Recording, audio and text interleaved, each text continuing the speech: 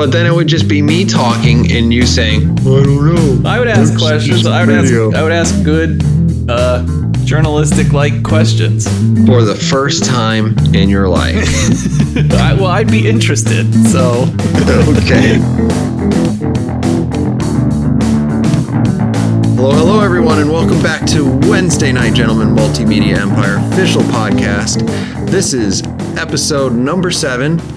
On this show, we talk about comic books, movies, TV shows, video games, and everyone's favorite political discourse. In spite of there being an election in the United States, probably yesterday when this goes up, we're not going to talk about that, which is actually kind of weird. So I'm your host, Tactic Angel, and with me is Midget Radio. Hello. My murderous socialist friend. I did it already.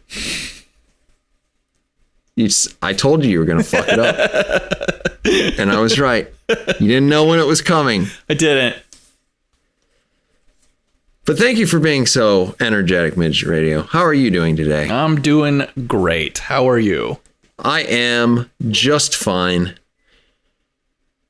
I know that everybody's looking forward to this because we said that we were going to talk about it at the end of a 2-hour-long podcast last week. Yeah.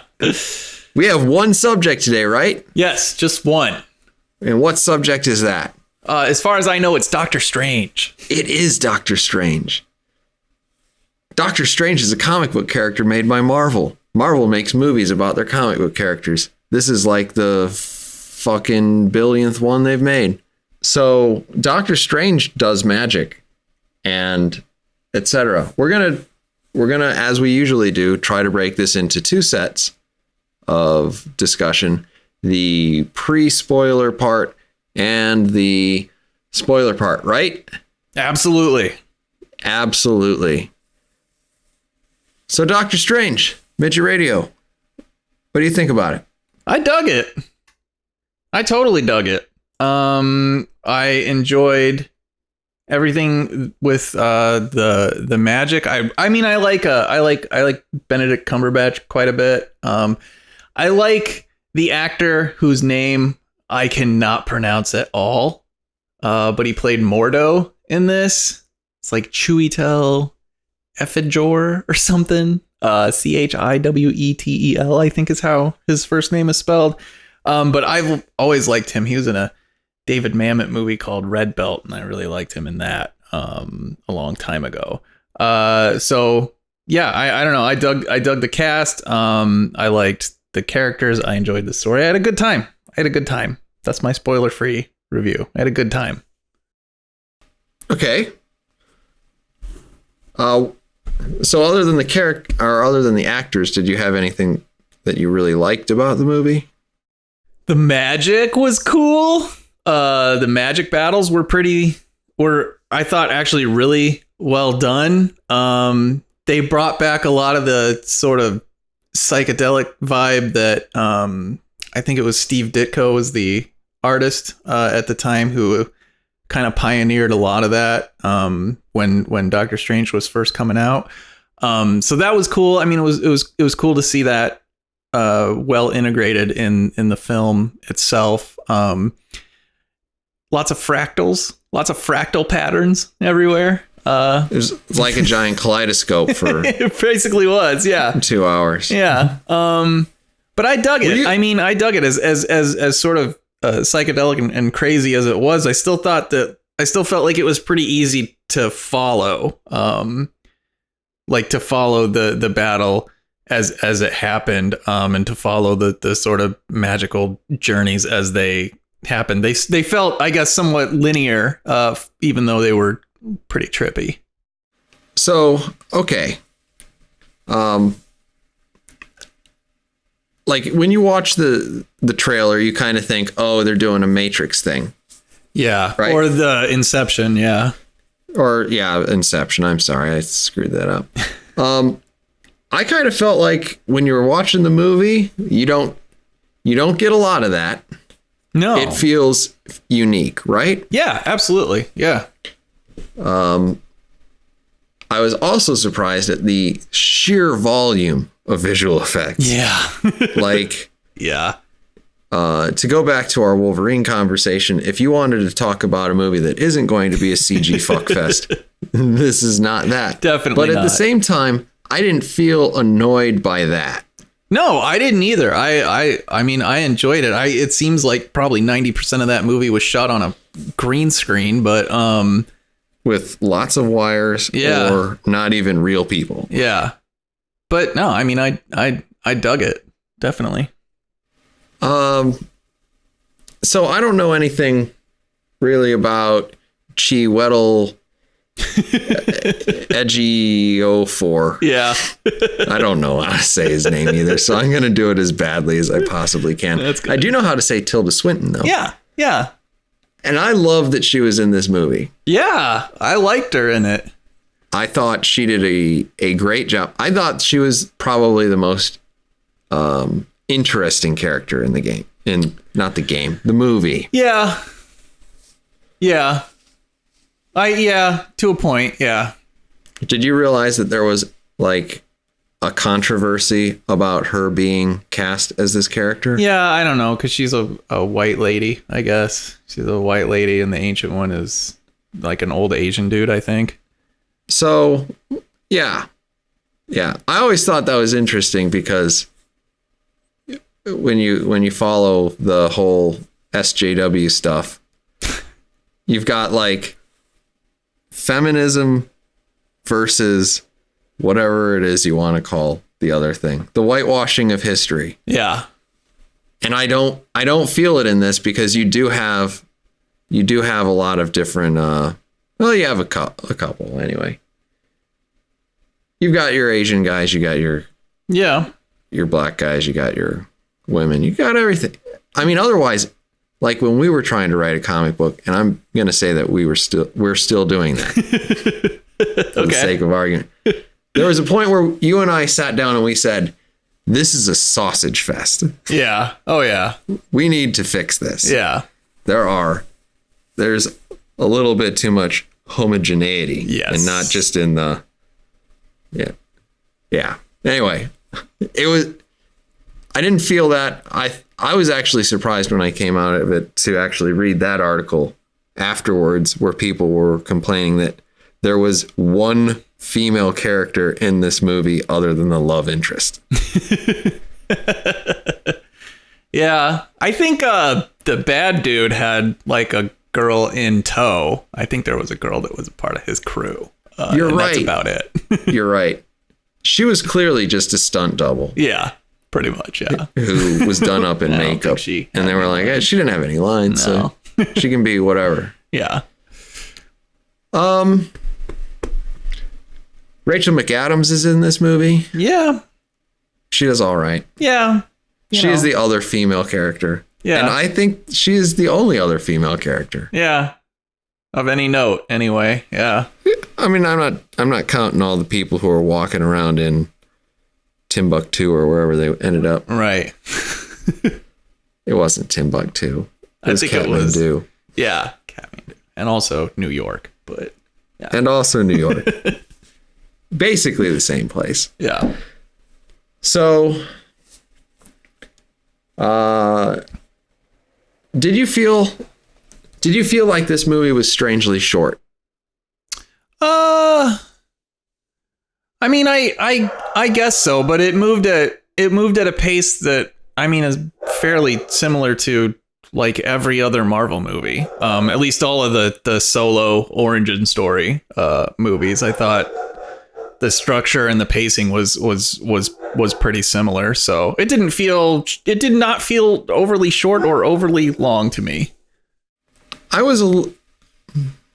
Maybe I'm saying this, and I realized this as I was thinking of the question, and as I was walking out to my car, I thought that felt short, but is it short because I'm just predisposed to comic book movies being too long? Yeah, that's possible. I mean, it was slightly under 2 hours, so yeah. I mean, it wasn't 2 hours and 20 minutes. Ordinarily, we get an extra half hour. Yeah. See, I kind of like I have probably more problems than one about this movie, but probably the thing that I wanted most is similar to Thor. I wanted there to be more of a structured lesson plan that I would feel Strange advancing. I kind of feel like he showed up and it's like, I'm a genius and I have destiny and therefore I can do. Yeah. And I was kind of hoping that there would be more of a, Luke and Yoda sort of thing going on. Yeah. And I don't think there really was that. I was thinking about that as I was watching the movie, and it felt like, I don't know if it's that, I don't know if it felt like things were coming a little bit too easily for him. Because I don't know, I was thinking like, okay, so, well, I don't know. When do we want to get into spoilers? It is impossible for me to talk about this stuff without actually spoilers. All right, 1 to 5 scale. What do you give it? I'm going to give it a, I don't know, 3.5, maybe. Okay. I will give it a 3. Okay. I'm pretty lukewarm on it. I was really not sure where I wanted to fall immediately after watching it, and I was just tired as hell when I was watching it. So I walked out of the theater and I said, so that's what LSD is like. Yeah. Yeah. And so, I mean, like, it's not bad. It's not great. I don't think it will disrupt either of our top 10 lists, which we have discussed at length. Yes. Yes. So now we can get into spoilers. Spoilers alert. Thank God. Spoiler alert. All right. Don't watch any further than this if you give a shit. Yeah. So continue with your thoughts. All right. So the training piece. It felt like a lot of the spells and the magic was, he didn't struggle with it very much. It seemed like, I mean, you see a little bit of that. But I don't know. It's kind of like, so he's barely mastered magic, but now he's going to be, now the Ancient One, promotes him to master, and he's going to fucking take over the New York Sanctum. All of that felt just a little bit rushed. He became, it seemed like he was on a path to become Sorcerer Supreme almost right away. And I don't know if my feeling that they kind of rushed through that is even all that justified. I don't know. And I kept thinking about Star Wars for some reason. And I was thinking about Luke and Yoga, or Luke, holy shit, Luke and Yoda. And Yoda. Put your comments in the comments section. Somebody's going to love that. Oh yeah. You're an idiot. So Luke and Yoda. I don't know if the training on that planet was substantively longer than what we saw in Doctor Strange. Are you talking about minutes or lessons learned? Minutes. Okay, because minutes and lesson learned are different. And yeah. I guess to kind of play into where your position is, I will say that like Empire had the advantage of being one of the best movies ever made. Yeah. And also you had several other characters that you could spend time with and you could go back and forth. Maybe that's part of it. Yeah. So in order for them to have affected that sort of situation, to give you the illusion of time passing without actually like throwing in worthless characters, you'd probably have had to spend more time on Mads Mikkelsen's character, who I don't remember his name. Yeah. He's just insane sorcerer guy. Yeah.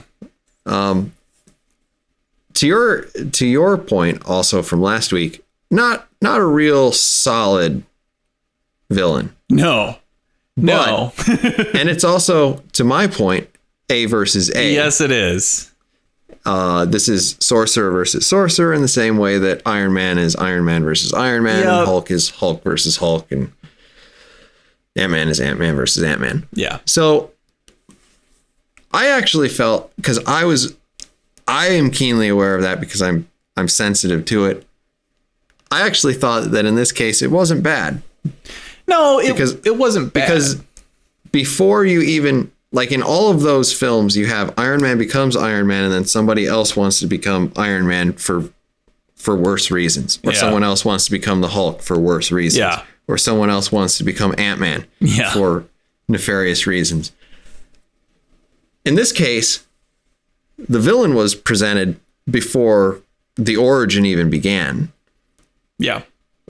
And that to me was different enough. It's probably not going to be different enough for everybody, but it was different enough for me that I could accept it. Yeah. I mean, I don't know. I think we're certainly by now in a spot where the formula that Marvel has been using on these movies is becoming much more apparent. And it is. It's the A versus A. The origin stories do feel like they all follow a pretty similar path. There's almost always an issue that crops up where they're like, well, we can't do this. Like in Doctor Strange, don't screw around with the Eye of Agamotto, don't screw around with natural law, and then how do we save the day? We do exactly that thing. It's the same thing in Iron Man. You can't fly up into the atmosphere because the suit loses power. So how do we win? We fly up into the atmosphere and the suit loses power. It's same in Ant-Man. Don't go subatomic. How do you win? You go subatomic. I mean, you see a lot of that kind of, here's the forbidden thing, the thing that's dangerous, the thing that you can't do, and then they do it, and that's how they win. So in a lot of ways, these movies are not pretty predictable. That's not completely unique to. It is not unique to, but it is repetitive as hell. It is in these particular movies. It is that. I want to hit on that because I've thought about this a couple of times while you've been saying words. The concept of you shouldn't break natural law, and to jump to the very, very, very, very end, Chiwetel Ejiofor's character goes crazy. Yeah. What do you think of that? I don't know. He's just a strong-minded, principled, annoying character. I don't know. I mean, I don't know that I don't know if it's necessarily foreshadowing something, but I don't have a lot of solid thoughts on it. Well, I think there's clearly going to be a Doctor Strange 2, right? Yeah. And they're kind of setting him up to be like the Winter Soldier or the Loki of that arc. Maybe. Right. I don't know. Maybe? I don't know anything about Mordo. I don't know anything about that character. Have you ever read any of the Doctor Strange books? I read one about him and Doctor Doom going into hell, which was actually kind of cool, but that's it. Okay. I have not. I'm not going to pretend. I'm interested in this, in that I look at these movies and I see movies like Guardians of the Galaxy and then Doctor Strange. And if people are willing to accept wholesale fucking magic and interstellar nonsense, then I don't know if the bubble can be burst. I would think if it can be burst, the biggest threat to it now is repetition. Or shitty, dark, unfulfilling DC movies. Yeah. Oh, we could have talked about the new Wonder Woman thing. Yeah, we could have. We still can. So I'm looking We're gonna wait. But I'm looking at the Rotten Tomatoes for Doctor Strange, and it's at a 90% right now. Do you feel it deserves that, or is that of course not? That's a ridiculous number. That's a ridiculous number. I don't understand why it would be that high. So I was having trouble, because I feel like 90% of this movie is just spectacle. Yeah. It is it is just wholesale everything. Like everything is CG.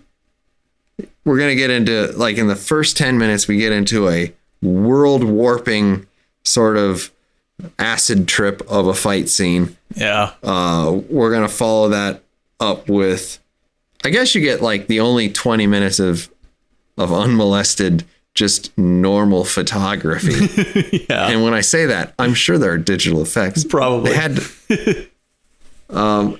had to, like, they employ a large town worth of people who do nothing other than try to make this look good. Yeah. But then he starts getting trained.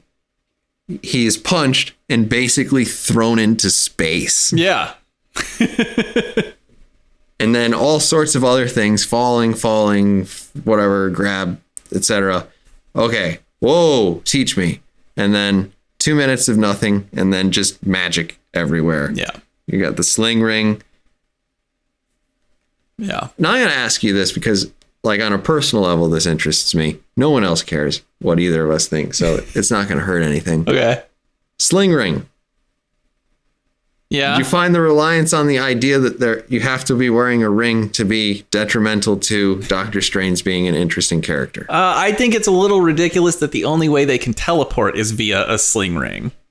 That seems absurd. I mean, they're all a bunch of goddamn sorcerers. Do you feel like if you had a sling ring and you were so like reliant upon it that you wouldn't just super glue it to your goddamn hand? Maybe. Yeah. Because I feel like I would. Yeah. I might find something a little bit more secure than nothing at all. Yeah. Yeah. So I'll be interested to see what they do with a Doctor Strange 2.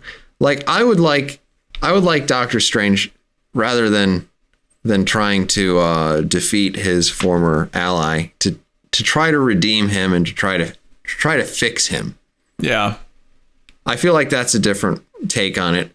And I didn't feel like this movie, like, as you were saying, that to do the prohibited is, or to do the, the taboo is the way to win. I don't feel like that was as, I mean, it doesn't jump out at you because each one of the taboos is so different. Yeah, I guess for Iron Man, it was a learning thing. Yeah. And for Ant-Man, I thought that was really interesting because you have so much of the emotional aspect tied up in the loss of the original Wasp, right? Yeah. Like, that's fascinating. And actually that scene makes me a little bit emotional when I watch it. You're a giant baby. I know. It's so sad. His wife died to save the United States. It's so sad. I guess. You murderous socialist bastard. And it's Michael Douglas. He's just so good. Yeah, Michael Douglas is awesome. So, like, I wasn't bothered by that. I just didn't feel like there was a lot of pluses. Like, I don't like Arnold Cucumber all that much. Whatever. and I'm not like, I'm not a person who can just watch things happen and like be like, ooh, look at all the colors. Though I did find the final fight to be kind of fun. Yeah. Like, particularly him staring down the Dark One, or did he have a name? Dormammu. Yeah. Dormammu. Dormammu. I don't like how they made him look. I don't like that rendering at all. Why? He has a fire head in the comics. His head is a living flame, basically. He looks way cooler in the books, and I don't know, in this he just looked like face. Sort of amorphous face. I don't know. I was a little disappointed in that. But it was constantly shifting. And when I was looking at that, I couldn't help but think, holy shit, this is basically Galactus. It kind of This is with a Galactus face. level of crazy. He has eyes and at least in a mouth, but Well, I mean, like, no, I'm not saying he looks like Galactus. I'm saying it's Galactus level of crazy, like a giant man floating through space who eats planets. Yeah. That's the most ridiculous thing I've ever heard. yeah. But Dormammu's this, like, I don't know, just evil spirit that lives in another dimension. Yeah. That devours entire dimensions. I don't know. I kind of wish, like, if you're consumed by Dormammu in the dark dimension, like once he conquers, a universe, what happens to it? Is it just obliterated? Does it become all of those little molecules or whatever in his dimension? Is there anybody alive? So I thought, like, those molecules and whatever, I thought those were supposed to be representative of, at some point, like, each world. And I was trying to probably take it a little bit too literal. Yeah. That's what I was wondering too. I mean, are there worlds in there, and what's it like? I don't know. Maybe they will tell us someday, but so this would have been another excellent opportunity for them to have added a half hour to this movie that would have both played into my expectation of how much time I was going to waste at a movie theater. Yeah. and also given us a little bit more background into the Sorcerer Supreme, and also kind of the enemy they face. Yeah. Because they did sort of take for granted that, the Sorcerer Supreme says that the dark dimension is bad, and there you go. Yeah. That's it. Yeah. And that bugged me a little bit too. So you find out that the Ancient One has been drawing on the dark dimension, I guess, for the sole purpose of sustaining her life. But like, it seemed clear that, like, maybe there was a whole section where she did have a past with Dormammu, and I don't know, maybe she had come under his graces and managed to escape, and maybe all of that was cut out of the movie. But I was really kind of irritated with that, because she's confronted as this person who has violated her own principles, and there's no explanation for that. Like, there's no explanation for why that was. All you get is her saying, sometimes you have to do this shit in service of the greater good. It's like, well, okay. I mean, that's conceptually that works, but specifically, like, what the hell? I mean, I was a little annoyed with that. So, like, I don't think that's the case, because if it was the case, it wouldn't make a lot of sense, because they said specifically she was Celtic, which means that she was probably from Earth. Yeah. But so she's from Earth, she grows up, she learns about sorcery, and then she gets involved with Dormammu, and then something bad happens and she bails and escapes. That's what I'm wondering. Okay. I mean, that's possible. Yeah, I could see it. I thought it was interesting when they said she was Celtic, because that, like, if you're a history buff, that dates her at least at a minimum, well, people stopped kind of saying they were Celtic like 600 years ago. A little while ago. It could have been quite a bit earlier than that. You just take your pick. Yeah. It could have been 1400. It could have been, 1500 BC. Yeah. A little 3,000 year gap there, but whatever. She's very old. You get the idea. Yeah. I don't know how many more questions I have on this. Yeah, I don't know that I do either. I mean, overall though, I really did enjoy it. I will be interested to see what they do with more of it. Yeah. And I like, we don't need to be told everything. No. We don't. No. I thought it was a little weird, particularly for Strange character. Like, he has the conversation with Mads Mikkelsen, and which is hilarious, by the way, the whole Mr. Doctor. Oh yeah, that was fun. It's strange. It's just fun. Maybe it is. Yeah. It also is strange to me that only like one guy has this giant building. Yeah. If the problem with the world is that there are too many sorcerers, then why don't you have at least 3 or 5 people? Yeah, there? you think you could get some roommates to help protect these places. Right? Yeah. I would say at least a leader with 3 alternates. That way you can play euchre. Yeah, that'd be pretty sweet.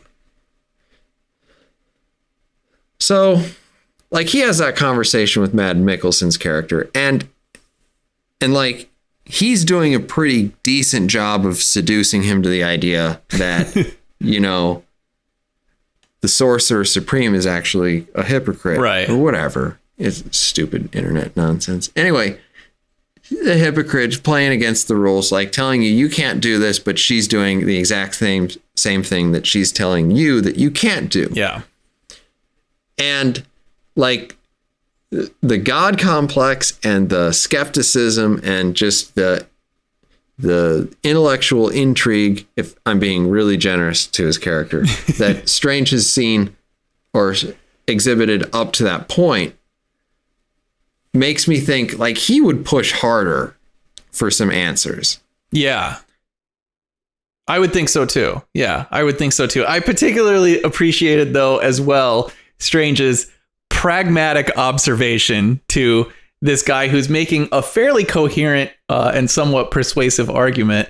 And then what's wrong with your face? Exactly. Look at your fucking face. You're a goddamn murderer. Like, just, I enjoyed that practical observation. Did you enjoy the Hippocratic Oath stuff? Sure. Yeah.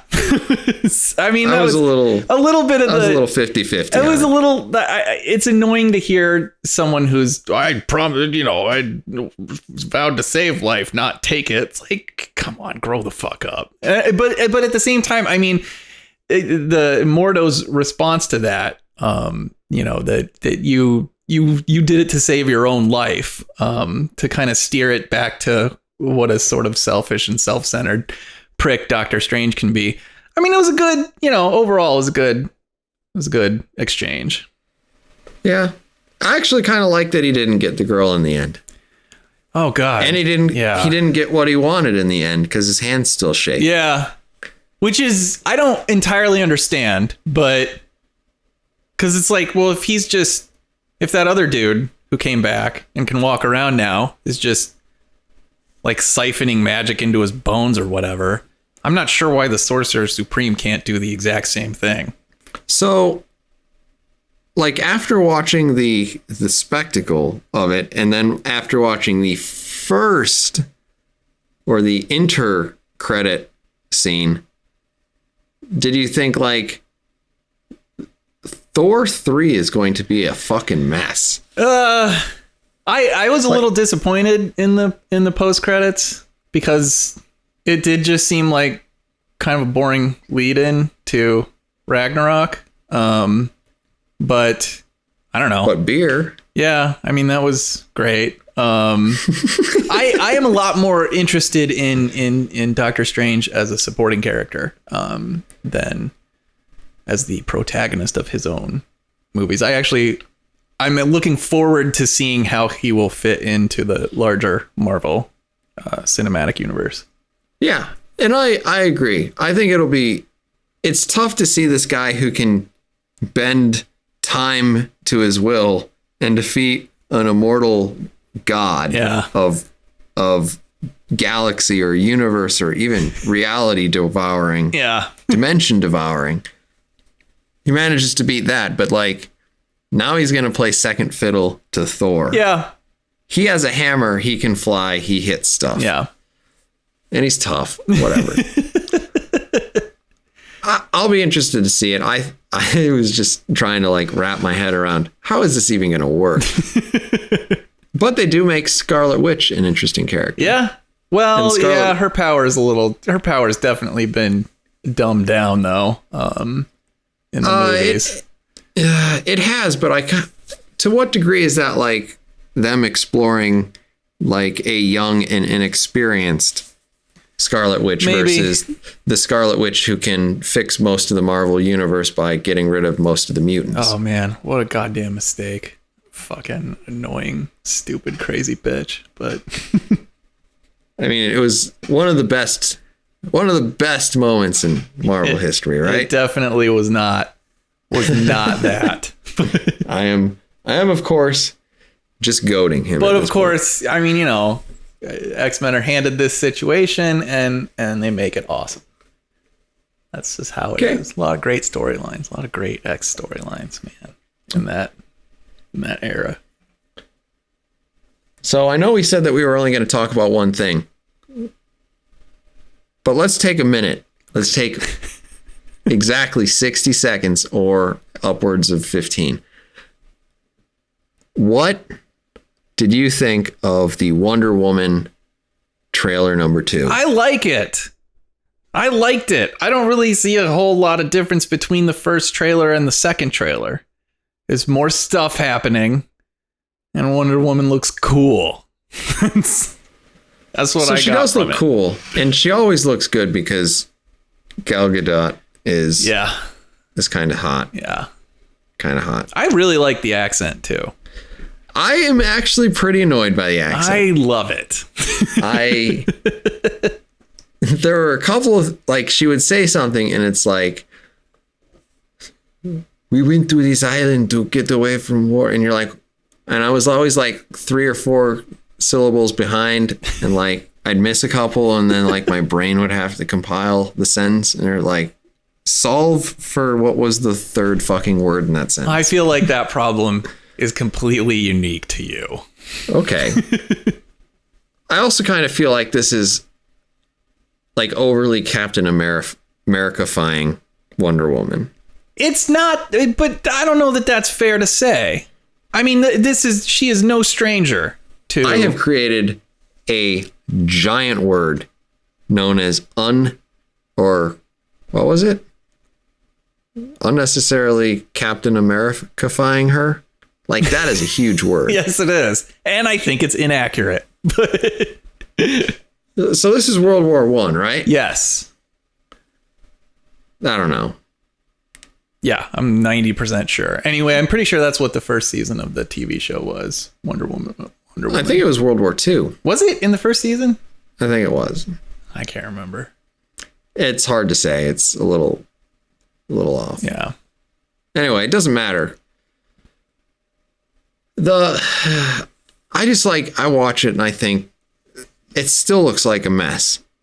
Like, I can't put together the scenes they give, and they give you the scenes in like a weird way. Yeah. And obviously that's to try to create some intrigue. I kind of like the movies now that just tell me the premise. Person in space, something goes wrong.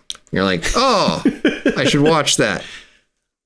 I do not understand the difficulty you are having with this, because the premise for Wonder Woman is person in war. That's it. I mean, it's superhero in a World War setting. It seems to be fairly straightforward to me. Dude shows up on an island. He's a pilot. She meets him, goes and fights a war with them. I mean, it's, that's what it is. Well, what I'm trying to say is, like, you remember the State of Jefferson? No. What are you talking about? State of Jefferson. It was no, not State of Jefferson. Jefferson's out in Northern California. What was it? It just came out. It had Matthew McConaughey in it. I have no idea what you're talking about. True Detective. That's what you're talking about. True Detective. Dazed and Confused. Contact. State of Jones. It was State of Jones. Okay. Or the Free State of Jones. Anyway, did you not remember this? It's like Civil War. Oh, I don't think I saw it. I didn't see it either, but we all saw it because we saw the preview. Okay. There is apparently, and I have talked to 1 or 2 people who've seen this movie, you basically get everything from the preview. Okay. And that's the problem. That's exactly the problem I'm getting. And I just wish that people would go back to leaving me some intrigue. Which Doctor Strange did, because I didn't remember a fucking thing about Dormammu. Yeah, he wasn't in the trailers at all. 0% in the trailers. Yeah. I don't understand. How does this relate to the Wonder Woman trailer? The Wonder Woman trailer shows me all this disparate stuff, and I'm like naturally trying to like make the puzzle pieces fit, and it's feeling a lot like BVS all over again with like a couple of jokes that we can make the trailer look better so that it's not just going to be some fucking miserable slog of a movie. Trust us, this time we got it right. I don't know. Maybe I'm just being negative. I have no idea. It looks like a movie trailer to me. I don't know exactly what the plot is going to be, but it looks like Wonder Woman is in it, and it looks like it takes place during a war, and it looks like she does a lot of fighting. I can agree with all of those things. Sweet glowing lasso. I didn't see an invisible plane in there, so a little disappointment.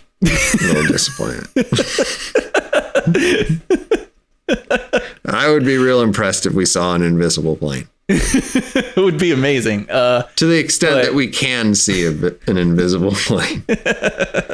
What a ridiculous comic book idea. But now I think she can fly, right? Like in the... I don't know if it's that or if she just jumps far. Okay. Maybe she's back to like original Superman levels of power. Probably, yeah. I don't know. I kind of hope so. I kind of find making her fly a little bit less than interesting. Yeah. Anyway, any closing thoughts on any of the things that we've talked about? I hope Wonder Woman is really good. I hope it's good too. I do. I honestly do. I just have no faith in it whatsoever. Yeah. Well, I mean, it is DC. God, I wish they would make. I really wish. I really hope that Wonder Woman is like the beginning of DC starting to figure out how to. I mean, they just own it on TV, but they just can't figure out how to make the movies. I don't understand why. When you say own it, you mean like in a good way? Because own it in that it's successful. Okay. Yeah. But like you and I both legitimately dislike Flash and Arrow. Yeah. And I think you've seen more of Supergirl. I wasn't very pumped about the first episode or two of it. And I cannot be bothered to watch the rest of it. I like Supergirl. There you go. There you have it, ladies and gentlemen. Midget Radio. Like Supergirl. Supergirl is... I don't know. I would like them to get it together. The only thing they can do is Batman, and then they made Batman a murderous psychopath, and I don't like that. No, I don't like that either. I don't like that either. I'm having a tough time with DC. I've been having a tough time with DC since The Dark Knight. Yeah. And I didn't see Suicide Squad. I know a couple people who did who said, nah. Yeah. And like, it's getting hard for me to justify giving them any money. Yeah. Yeah. All right. Let's wrap it up there. Cool. So thank you everybody for listening to our lovely opinions. We'll make any corrections to our factual assertions here later, because no doubt we've fucked something else up. Surely. So that has been episode 7, Wednesday Night Gentlemen, Multimedia Empire official podcast. Thank you everyone for watching. Please feel free to like or subscribe to our channel if you enjoyed our bantering, and we'll see you on episode number 8, if you can believe it or not, of the Wednesday Night Gentlemen official podcast. Thank you.